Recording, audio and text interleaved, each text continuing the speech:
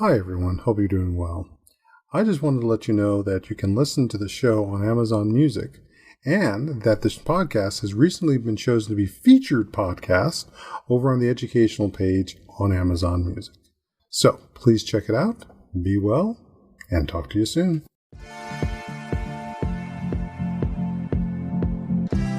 Welcome to Untying Knots, Minds and Souls Untethered with Perry Clark.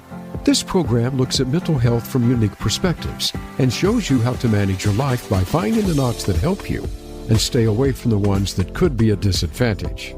Now, here is your host, Perry Clark. Hello all, welcome back to Untying Knots, Minds and Souls Untethered. I'm Perry Clark, licensed marriage and family therapist, here with you. And I want to remind you, as always, that this podcast is for entertainment and educational purposes only. It does not constitute working with a mental health provider, or that the subject matter we talk about is specifically working on your issues. So please seek out a provider in your area to spend the time and build the relationship that will help you address these issues. And if you can't find one in your immediate area, do keep in mind we also do work virtually now too. So today's podcast, I was with someone I met during a training recently in Brainspotting. And yes, as if you've been listening to the other episodes, I spent a bit of time over there. But we had a very fascinating and very supportive training. And in hearing about this person's work, I felt that this was definitely a podcast we need to also have here. And so I extended the offer. And today we're going to be talking with Kelly Baker. Kelly Baker is a licensed marriage and family therapist, business coach, certified trauma-informed yoga instructor, and the founder and owner of Onyx Trauma Healing Center, a mental health and wellness group practicing in Hanford, California, that uses social justice, liberation, and decolonization framework to support healing from trauma. Kelly specializes in working with BIPOC people, more specifically BIPOC women and adolescent girls who are overly stressed, overwhelmed with drama-filled lives, or who suffer from trauma exposure, learning to be gentler with themselves, slow down meaningfully, and connect with their strength, confident voices. Kelly is passionate about decolonizing wellness and the physical and emotional benefits of mindful movement, and creating opportunities for women and girls to use their bodies to heal, grow, and transform their chaos into clarity, confidence, and peace. Kelly incorporates meditation, brainspotting, EMDR, trauma-informed yoga, mindfulness, and trauma care in her approach to work with women. She believes when women are well, society is well. She works with teenagers, families, and individuals across the lifespan. Kelly is currently affiliated with Kings Valley Academic High School, there's a number of colleges in this. Yes. I'll let Kelly talk about that. Yes. Kelly earned a Bachelor's of Art and Social Work from UCS Fresno and her MA in Marriage and Family Therapy with a minor in Latina and Latino culture from Pacific Oaks College in Pasadena in 2006. So Kelly, welcome to Untying Knots, Minds and Souls. Thank you. I'm glad to be here with you. Glad you could be here. And that is quite a list of people you're working with there. I am in lots of different places. And as we talk, I can share about some of the work that I'm doing in my community. And, in addition to being in my private practice, and I think that sometimes therapists think we can only do private practice, but we can also contract with other organizations. And so, and collaborate with other organizations and schools. So, those are some of the things that I'm involved with. Excellent. And to that end, how did you get into all of this? How did you get here? How did I get here? This is actually my second career. So my first career, I worked 25 years in law enforcement. I was a probation officer. I was a parole agent for the state of California. I also was deputy director of Kings County Behavioral Health. And in all of those capacities, one of the things that was consistent for me was seeing a lack of services available for BIPOC and marginalized communities. And so being, as a frontline worker, but also being in management, seeing that there just wasn't a lot of services available. And it was always my goal to be a therapist. And so when I was able to retire, I got my clinical hours, because I also saw there wasn't a lot of therapists that looked like me. And so I knew that one day I wanted to have a mental health practice, especially when I was looking for a therapist for my youngest son. He just turned 20, just had a birthday. And so as a Black single mom of a Black son, not able to find a therapist who was Black, who was younger, who could really connect with him. And then I was like, okay, let me just find a therapist of color. I also wanted a male therapist, and really struggled to find a therapist for him. Eventually, I was able to find a therapist for my son. And so one of the things that I looked at was why was it such a challenge for me? And I didn't want just any therapist, but a therapist that looked like him. And how could I grow therapists in my community? And so that's really how I got here, having a need for my son, but also, recognizing that in my community, there's a significant shortage. And again, how could I change that? Not just for my son, but other BIPOC folks or marginalized folks from marginalized identities who also had that same need. And that's kind of how I got here. Yeah, and it's a very important story. We can also talk about the aspect of Black men in the therapy profession as we go along, because that's also a very key place to addressing all this. But you talked about, and one of the things that made me say, like, okay, you want to come on here, is the program you run, which I think is an important one as well, in that same framework of what you just talked about. So let's talk a bit about that. Yes. So in addition to founding Onyx Trauma Healing Center, which is a mental health private practice in Hanford, California, there's myself in there. I have 4 other BIPOC therapists that work at Onyx.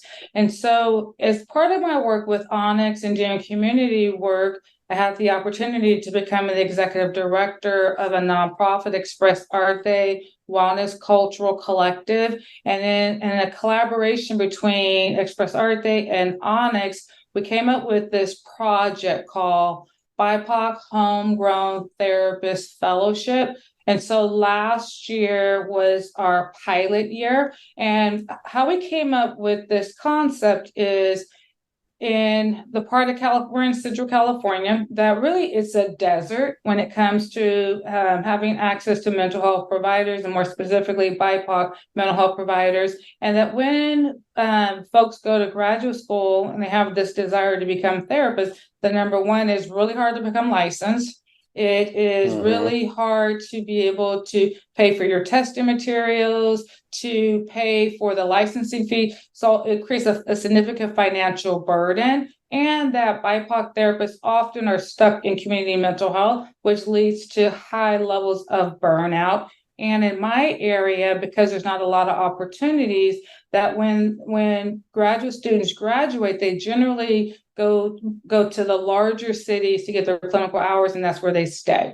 And so we also, when you look at the pass and failure rate for BIPOC therapists, whether it's in the MFT, in the social work field, professional counseling, that BIPOC therapists have the low, and Black therapists, men and women, have the lowest pass and failure rate first time taking the clinical exam. Like for Black men, it's like 36% pass, which is almost 70% do not pass. And so the Association of Social Workers put out a study, and they talk about the pass and failure rate broken down by demographics. And so what we looked at is, how could we create this opportunity to grow therapists in our community, encourage and support those therapists to stay in our community, to mentor them, to support them, to providing clinical supervision by a Black clinical supervisor, myself. Also providing them with training that has been shown to be very effective in trauma healing, Brainspotting, and supporting them financially with paying for like licensing exam, testing materials, anything that they need to become licensed. And so supporting therapists from being unlicensed all the way to being licensed financially, and then also offering curriculum that that really focuses on social justice, so like gender, sexuality, white supremacy, capitalism. And so just a whole breadth of curriculum related to social justice. So not only preparing them to become licensed, but also preparing them to operate within a social justice framework, where in our program, they could also talk about their own racism that they were experiencing, or just things they don't generally get to talk about in their clinical, their clinical placement. And so creating this community, the first year our program was 6 months. This year we expanded to a 12-month program. And so for 12 months, all of our folks meet. The first quarter we met every other week, and then the rest of the program it's once a month. And so we come together, we do training around social justice, and then building a community where therapists don't have to work in silo, don't have to be alone, can actually have a supportive community and then receive financial support that they need. And then how they give back is for like 90 days, they offer brief therapy to the BIPOC marginalized communities in our area. And so those folks are able to access free therapy for 8 sessions. And generally, those folks, at least from last year, were people who had very little exposure to therapy and had even less exposure to working with a therapist that looks like them. And so that is kind of the program in a nutshell. But one of the things that I'm like super excited about that we added this year is we added an entrepreneurial component. So not just equipping therapists to become licensed and supporting them, some folks from graduate school all the way to getting their clinical hours and getting licensed, but also educating them and equipping them to move into private practice if that's what they want to do. Because what I find is often, especially BIPOC therapists, may know how to do the clinical work, but often don't have the skills you need to run a business, because providing mental health services is a business. And so we also provide them with entrepreneurship training from, how do you, establish your niche? How do you establish the structure of your business? Like literally everything to be able to launch your business. Another thing we're doing new this year is we're having a 2-day wellness retreat where we're going to have a photographer come in and take folks pictures for their websites, for their business cards. We have some folks, ladies going to come in and do yoga. And so mixing entrepreneurship with wellness. And again, it's all BIPOC centered. And so in a nutshell, that's our program. Also, you can slow me down too, because I talk a lot, I talk fast, I get super excited. But also, our program was funded by Kaiser Foundation, Cal Endowment Foundation, and Central Valley Community Foundation. So this isn't just, an idea we came up with and then we just kind of, bootstrapped funding. No, our program was actually fully funded. And just speak a bit to what the relationship with the foundation is like. So it's different. All 3 foundations are totally different. So Central Valley Community Foundation, they actually have a learning convening component. So once a month, myself and one other person, we meet with the other organizations that were granted, so the grantees. And then we have a learning community where we learn about different things in the community related to BIPOC marginalized communities, and then the work that we're doing. And then our other grant through Cal Endowment, we had to come up with outcomes. And so one of our outcomes was the first year we had our program, we focused on Kings and Tulare County. So I'm in the Central Valley. So we focused on those 2 communities. And so one of our outcomes was expanding our geographical location from Stanislaus County, so Stockton, all the way to Kern County. And so making our program more accessible to therapists in those areas who often, worked in silos and were very isolated from other BIPOC therapists. And so that was one of our outcomes. Also new this year, so that was a requirement. So how do we expand this program? How do we create more access? How do we grow more therapists in other communities outside of Kings and Tulare County? Another another outcome was, how do we support BIPOC mental health professionals who may not be therapists, who are out there doing this work, who may be case managers, who may be community organizers, who may be pastors, who may be founders of nonprofits who are BIPOC, who are also experiencing racial trauma, white supremacy, capitalism. And so another component we added to this year's fellowship is we actually have five of those folks. We call them they're our Sankofa Fellowship. And so we have a husband and wife. He's a pastor. They founded a nonprofit, and the focus of their nonprofit is gun violence and gang violence. That is majority of Black and brown men and teenagers. That's their focus population. And then we also have two people that are community organizers, and then one lady who is a MFT graduate student. And so they're not therapists, but they're out in the trenches, they're out doing the work. They are experiencing a significant amount of trauma. The population they work with have experienced a lot of trauma. And so not only just growing therapists, but really expanding who are healers. It's not just therapists. We don't just work in silo. We work with other, community organizers who are out there doing this work. And how can we build a community that includes all of us? And how can the fellowship equip everybody to be out there, to sustain their own wellness while doing this work? And so not only did we pay for our therapists to get trained in Brainspotting, also our Sankofa fellows who, our community organizers also got trained in Brainspotting. And so, so again, really, pushing this definition, expanding what wellness looks like, that, there's some folks who will never see a therapist, but they may be willing to interact with a community organizer who they see that's out there in the trenches doing this work anyway. And so, yeah, so those are some of the things that we're doing. And again, the foundations that we partner with, their process is different. One of the things that's similar across the board is it's all based on relationships.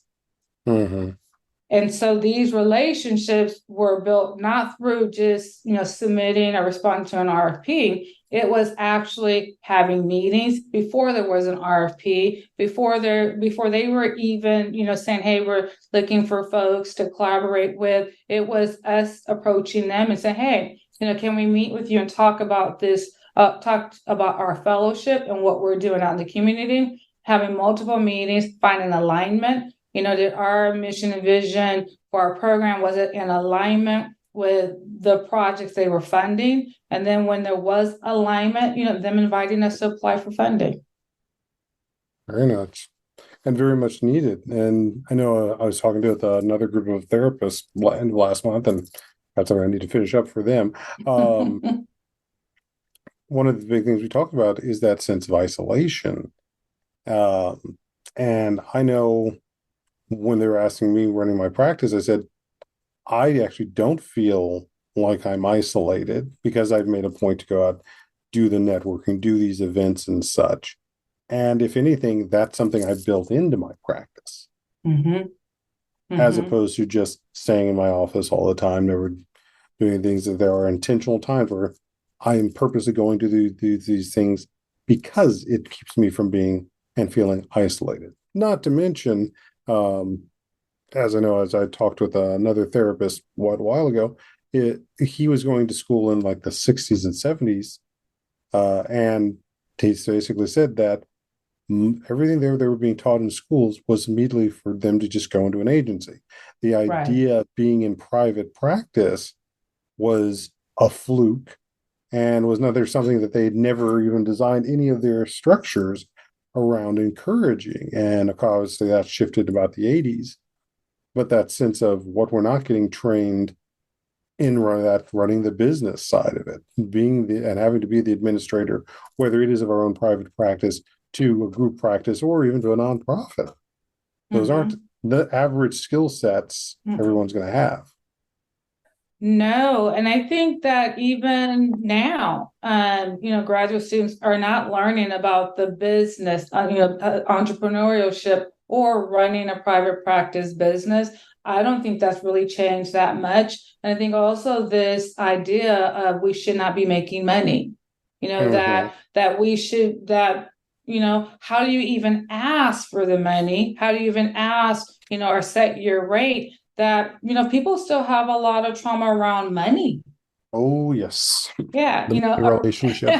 yes. And how can you run an effective business if you still have some unhealed trauma as it relates to money, as it relates to, creating and enforcing boundaries? I know for me, I didn't come from a family of entrepreneurs or business owners. I didn't come from that.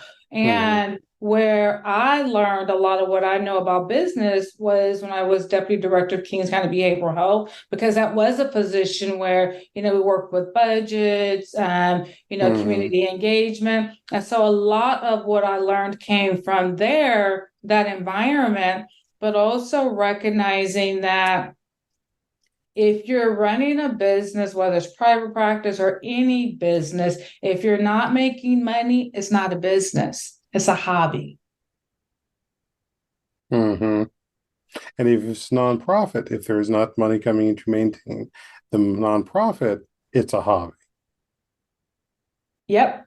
If you are not making money, that is a hobby. You're in business to make money. You're in business to support your lifestyle, to pay your bills, to live the life that you want to live.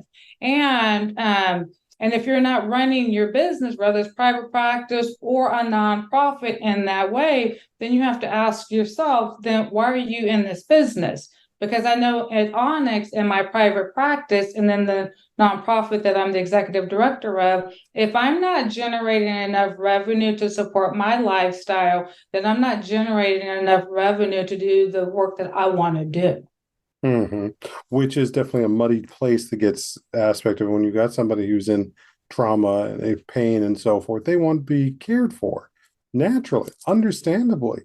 They're not worrying necessarily about all the niceties of keeping the electric bill coming on, getting everybody properly trained, being able to get that note that's going to be useful for them to get off work or get accommodations.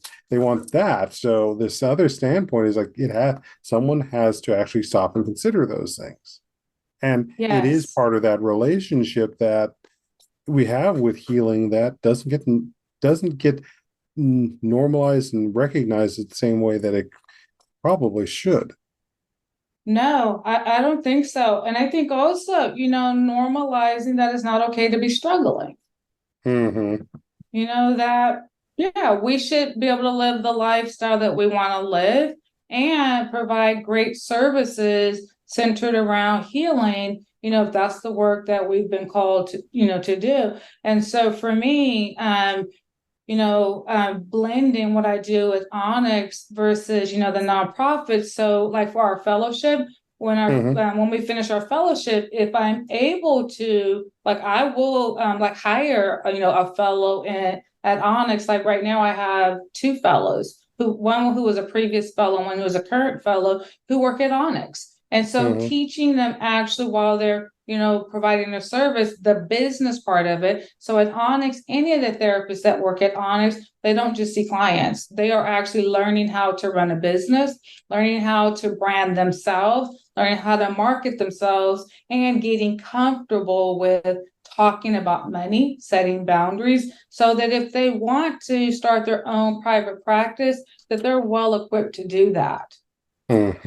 Yeah. And I can remember before Onyx, I was in another group practice that I founded with another therapist. And we had two associates who were working with us, and we ended up disbanding that practice. But we'd have these meetings, and I would be telling them, you have to ask for the money. You have to charge clients. You have to charge clients before they leave. You can't. And there was just a lot of fear. I'm like, clients are okay with pain.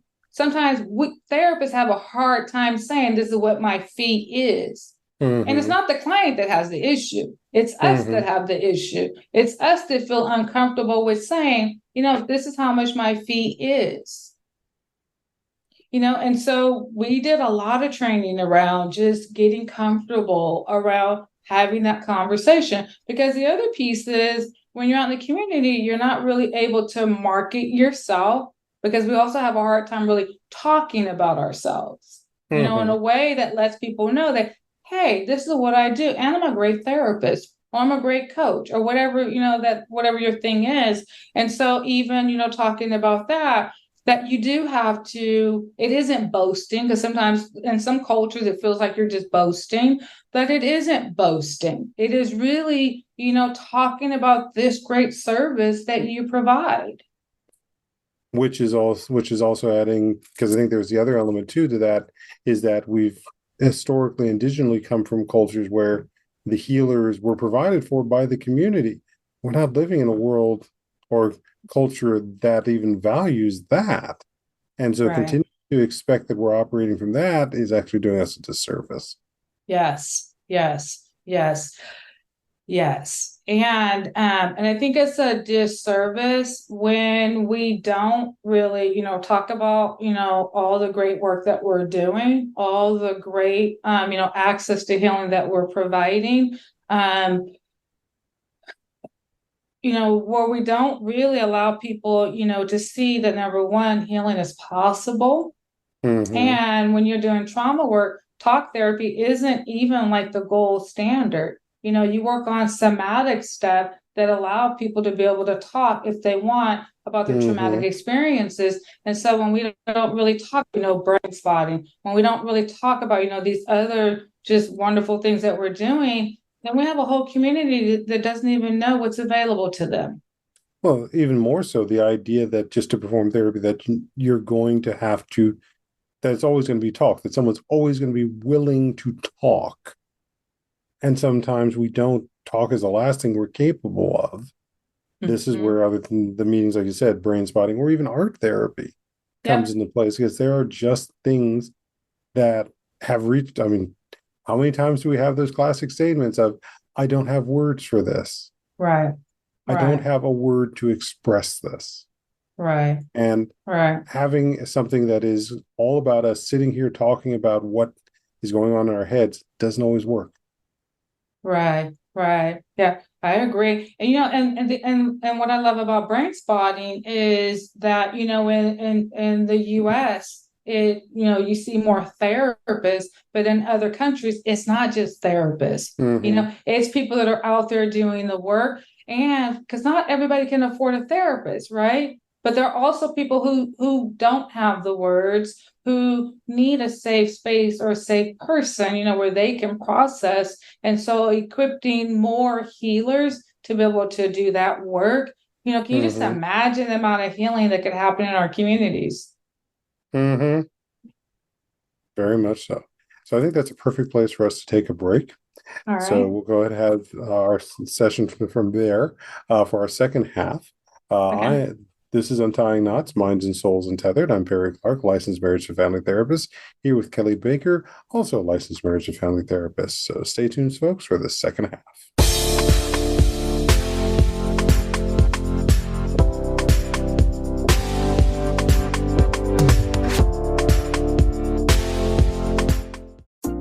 Our lives and the world around us can get messy and frustrating. Untangle and Grow Counseling's focus is to untangle that mess and make sense of it, so you have a good foundation to build and grow from. Visit us on the web at untangleandgrowcounseling.com. Perry Clark offers individual psychotherapy, couples and family therapy, and adolescence therapy from a variety of coping materials and resources. Visit untangleandgrowcounseling.com for more information.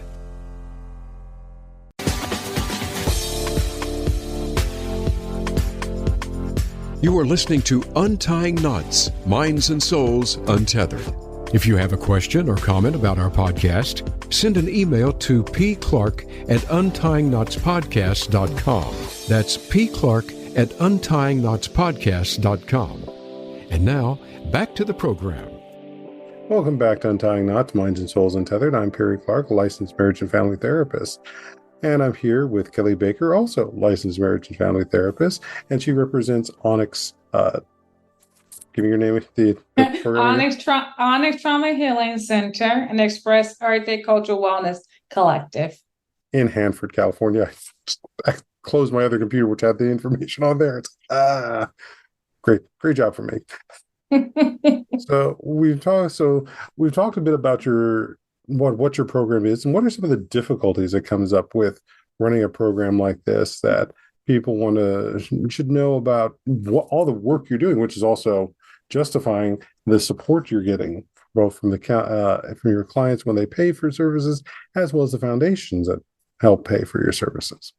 Yes. And so with the program, I said last year was a pilot. And so this year we moved into a regular program. And so some of the challenges that we addressed from last year to this year was the first year was 6 months. And so fellows felt like they needed longer support, that 6 months really wasn't long enough. And so being able to expand our program to a 12-month program, also that fellows, that 6-month period didn't allow us enough time to really dive into if you want to start a private practice or if you want to expand, if you're licensed and already in private practice, having time to not only learn about how you can expand or create a private practice, but being able to get feedback from the group. And the group also just needed more time to be with each other.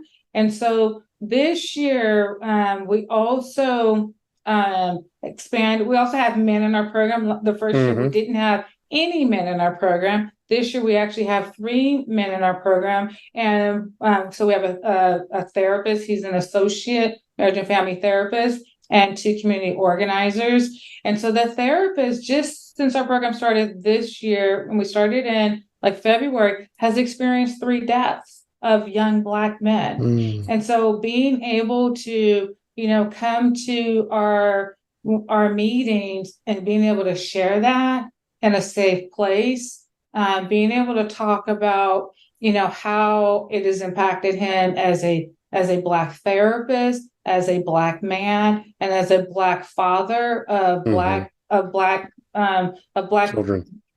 children, and just, the struggles of, how do you deal with that and still go into a counseling session with your clients? And so being able to support him with that, having some meaningful dialogue, and having other therapists in the session also share some of the same things, that we're experiencing, dealing with grief, loss, trauma, just like our clients. And regular community mental health is no one asks, how are you doing?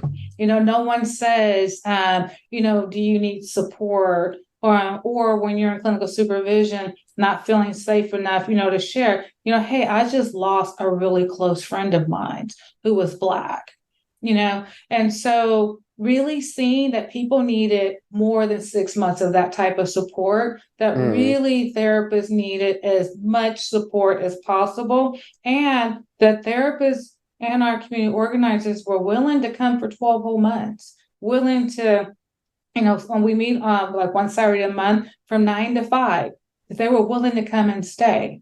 And that not only that are they learning how to take care of themselves and provide a service, for their community, but taking care of themselves is important.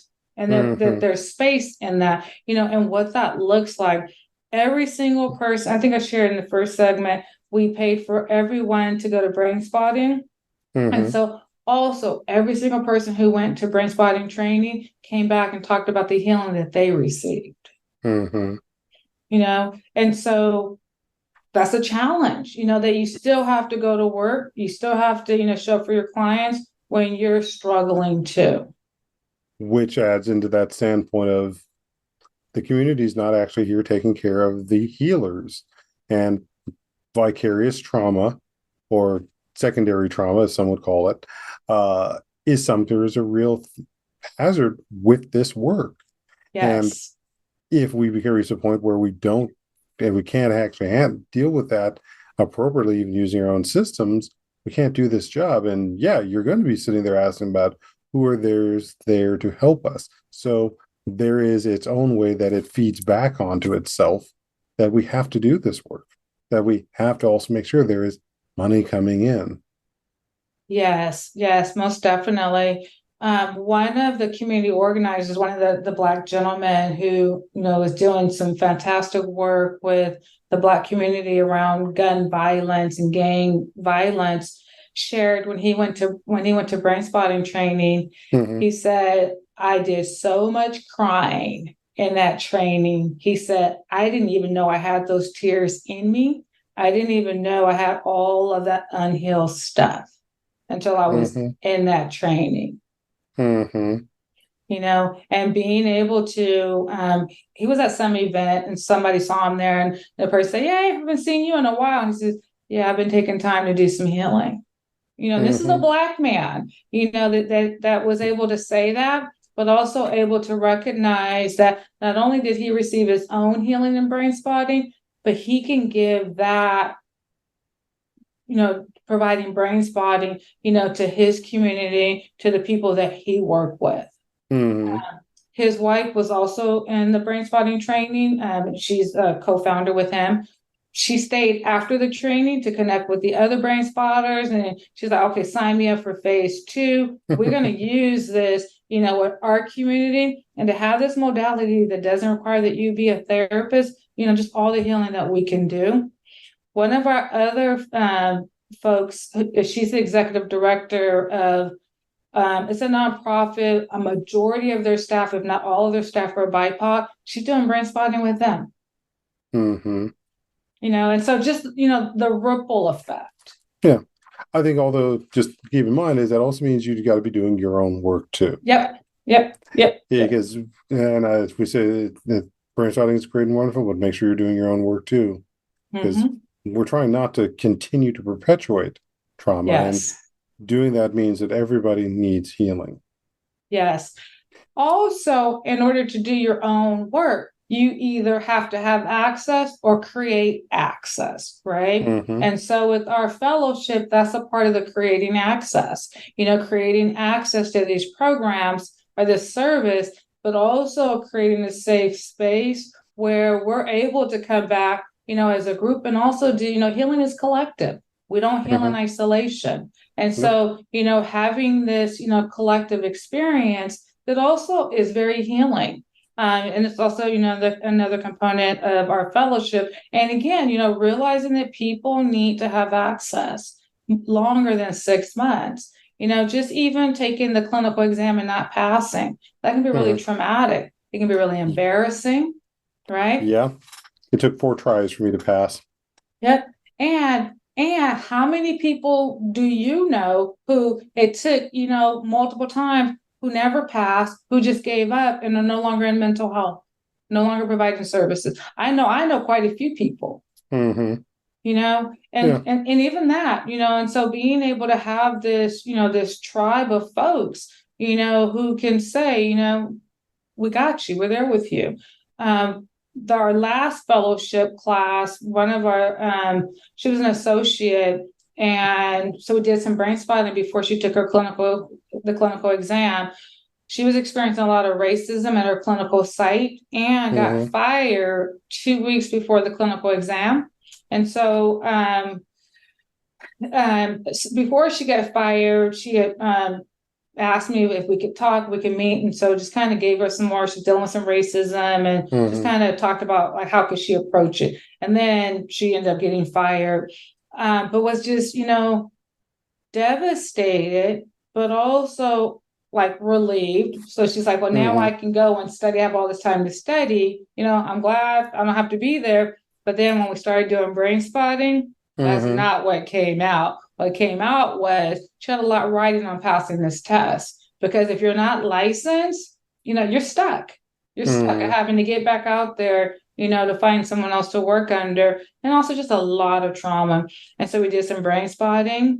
When she took the test, she said her ancestors came to the test with her. She saw me in there with her. And those are some of the things that we Brainspotted. She actually prayed before our Brainspotting session, during the session, and just all of that went with her into that test. And so as soon as she passed the test, she called me before she even left. She called me and said, I passed. I don't know if she would have passed had she not been in our fellowship and had we not did Brainspotting to really give her that support, dealing with getting fired. And then and not having family who could financially support her, literally by herself, Yeah. and as a woman of color by herself. And so, and feeling, loved and supported. Yeah. Well, I can also say that that also applies for men too, Yes. with Yes. that aspect, and the aspect of also normalizing that this is a path for men is something that, as you said, speaking to try and find that for your son is a very critical thing too for not just our communities, but even for our culture, because it Yes. doesn't work well if we only have one side of our culture getting healed in this. Yes, yes. And for me, which is also why I'm so excited that we have 3 men in our program, and these 3 men get to touch other, Black men and Black boys, just even, addressing stigma, that it's okay, to talk about, have a range of emotions, and not just anger, but also sadness. And so, and I did some work a little bit of exposing another organization called Advance for Peace Fresno, and they are all Black men and doing work with reducing gun violence and again exposing. And these are like OGs in the community, like for real, who have formerly incarcerated, have lost lots of their own children, people in the community, to gang violence, and talking about Brainspotting. Also, exposing them to gaze spotting and them actually being able to, feel some of their own healing and feeling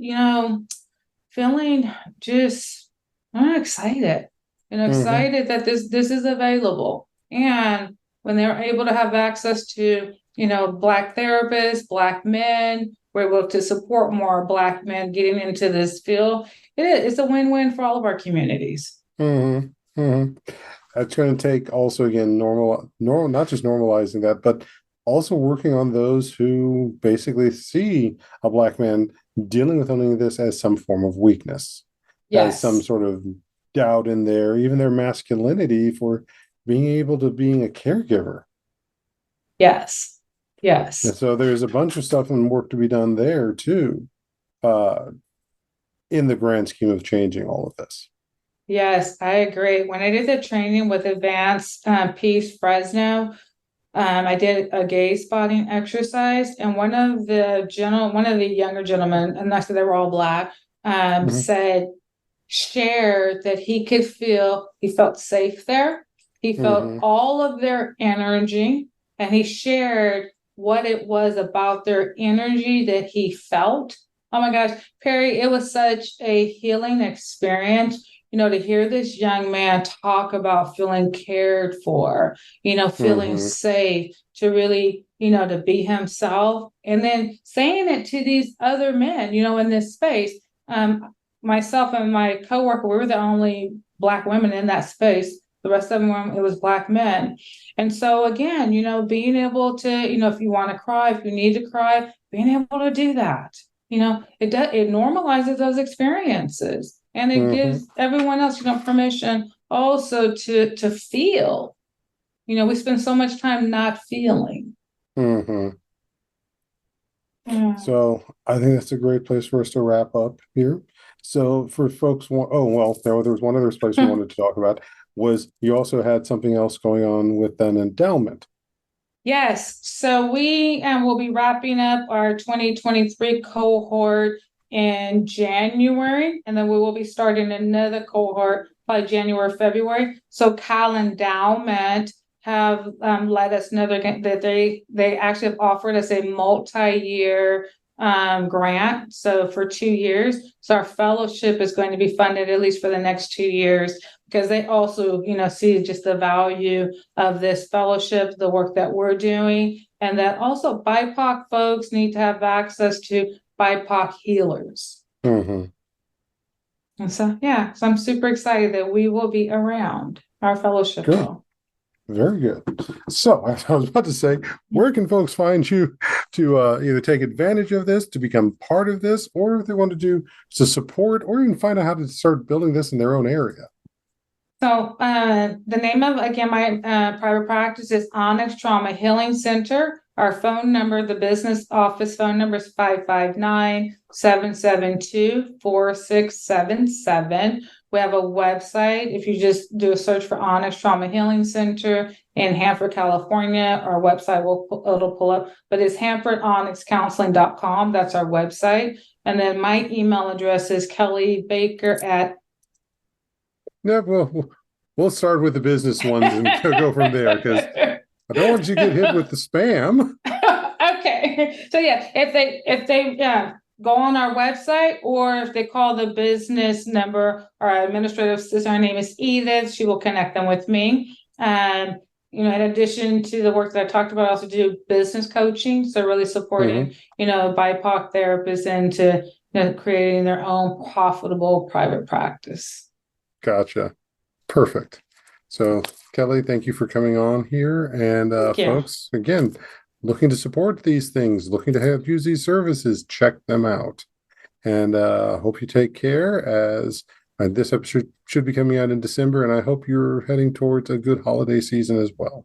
So, take care and be well.